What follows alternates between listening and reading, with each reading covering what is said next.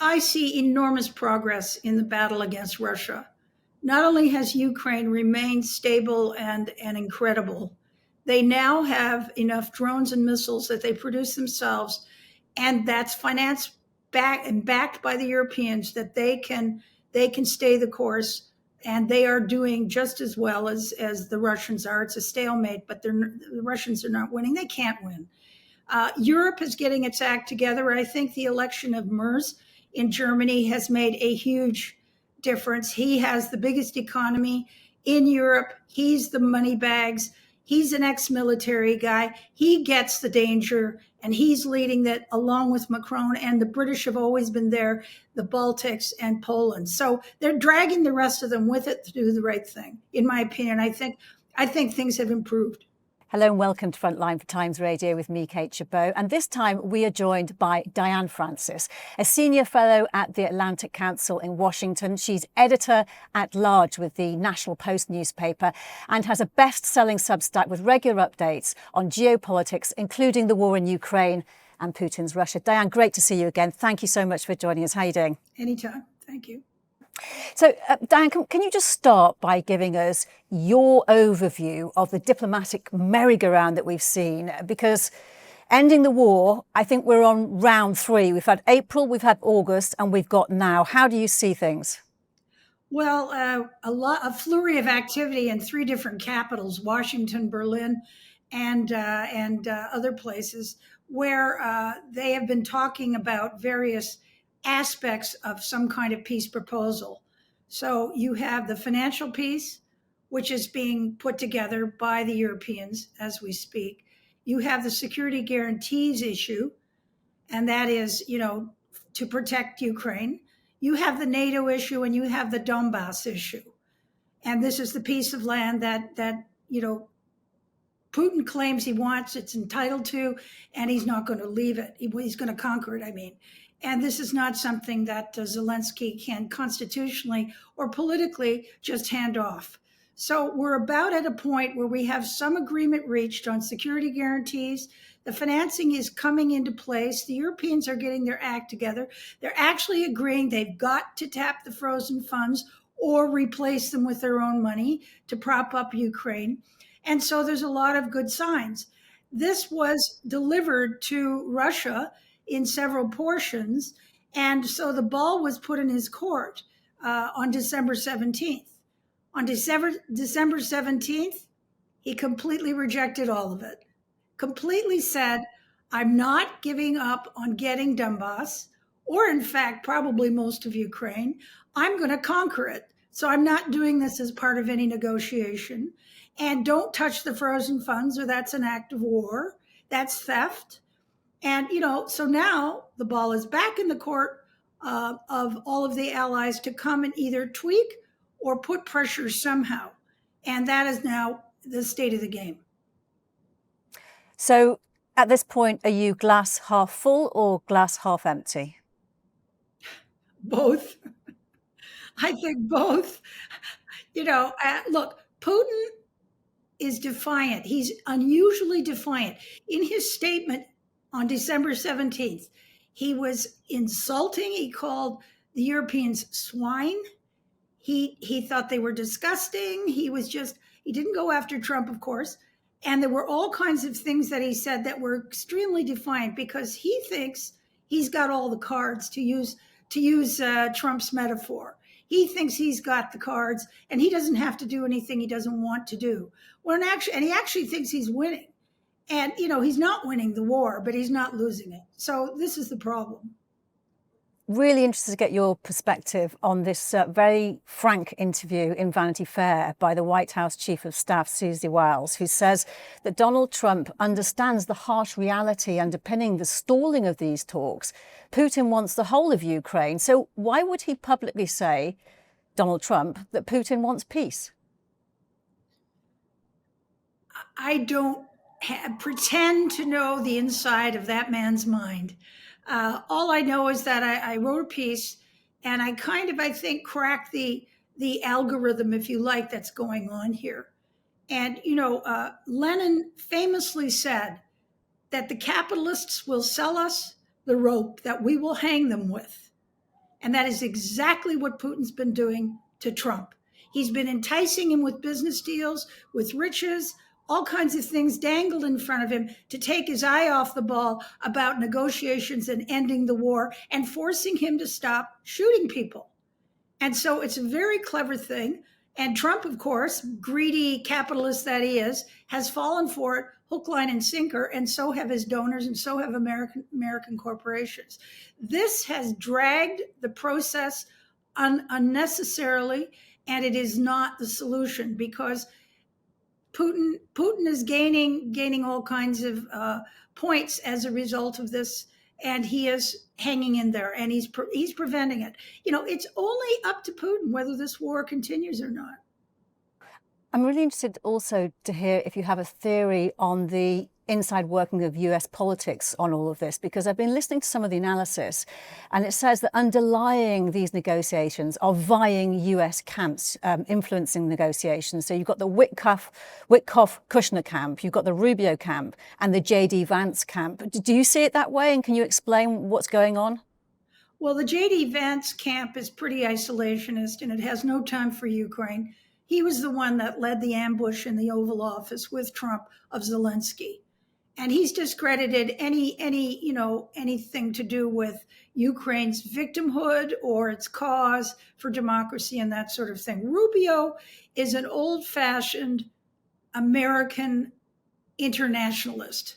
In other words, he believes in diplomacy, he believes in the post-war institutions, he goes about things in a traditional way, he's reasonable, and that sort of thing. And then you've got, Trump, and you've got Witkoff whispering in his ear that, tons of money can be made. The Russians will do business with us. The best way to end the war is to make them partners with us and they won't fight anymore.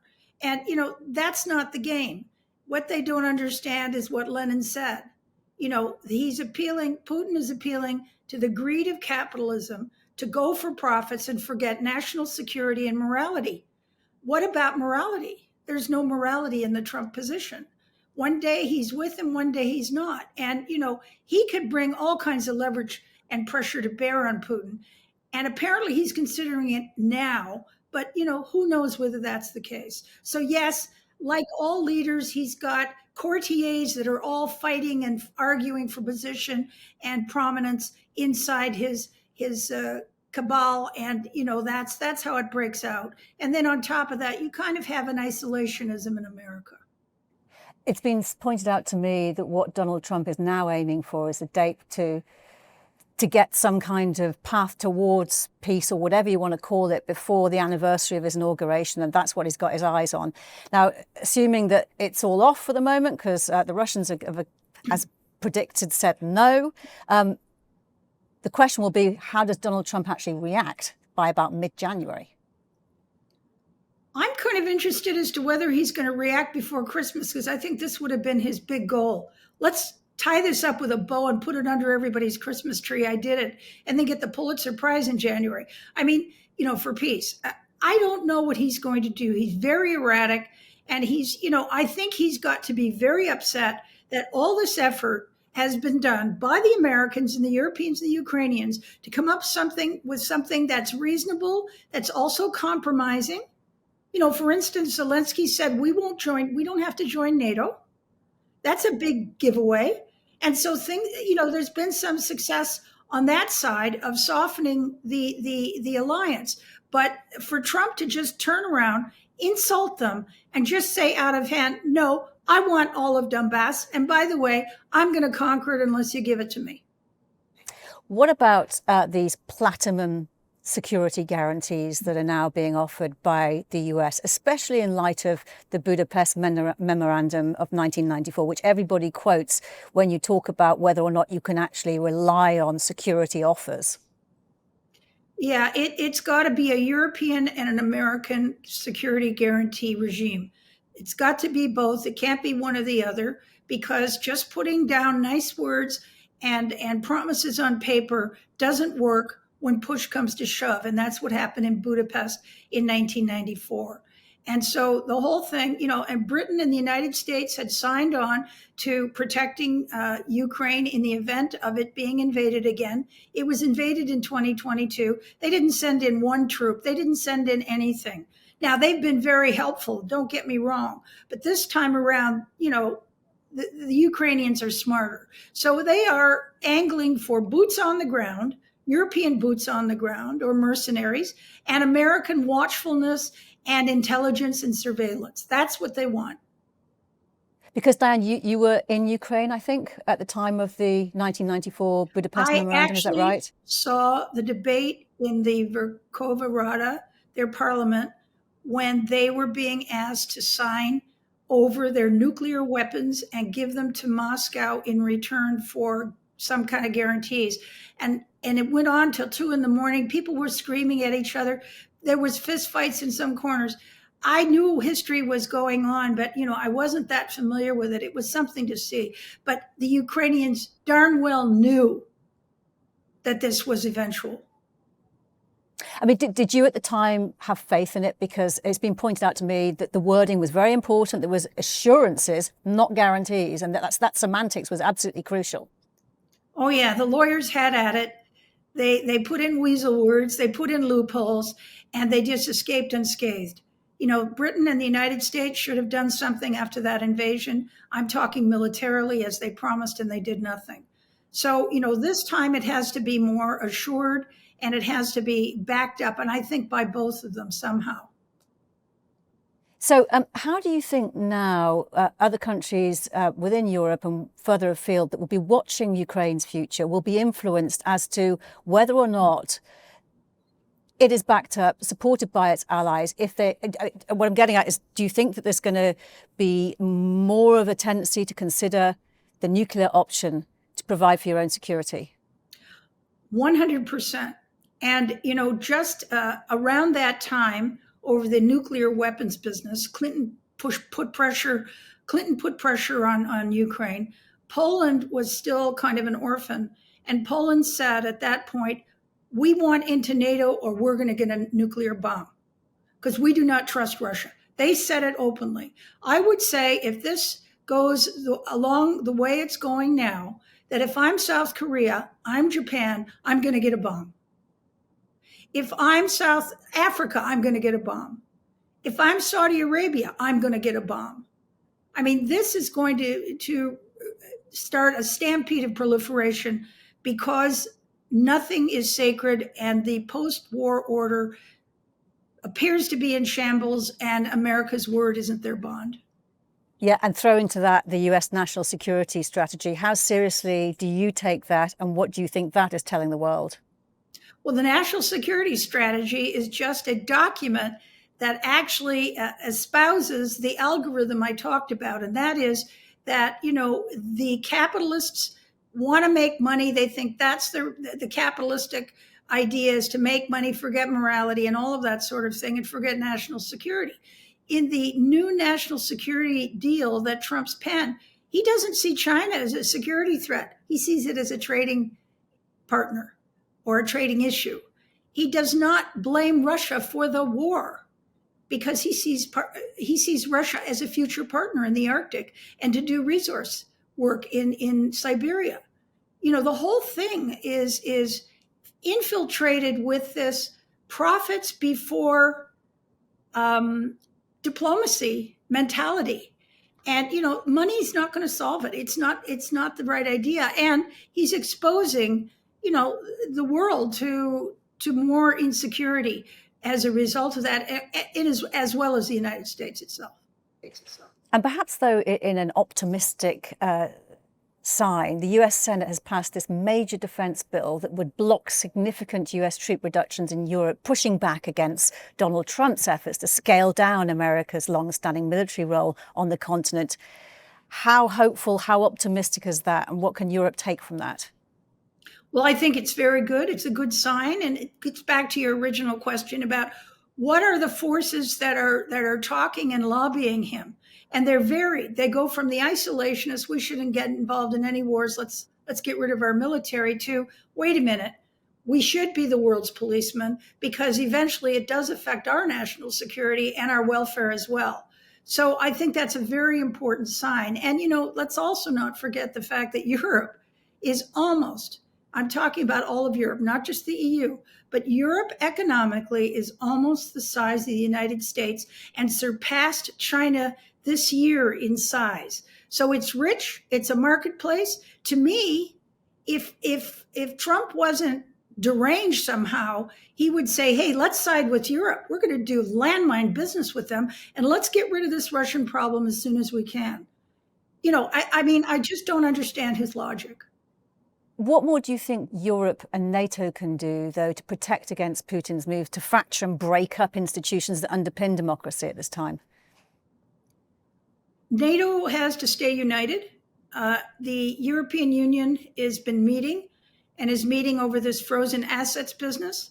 And I think that is going to tell us whether the European Union, the Europe experiment, and the NATO experiment will work. If they can't sign the dotted line to give Ukraine, which is their police force, enough money to last for the next 2 years, then they are going to have not only a security threat hanging over their heads from Russia, but they're also going to probably splinter.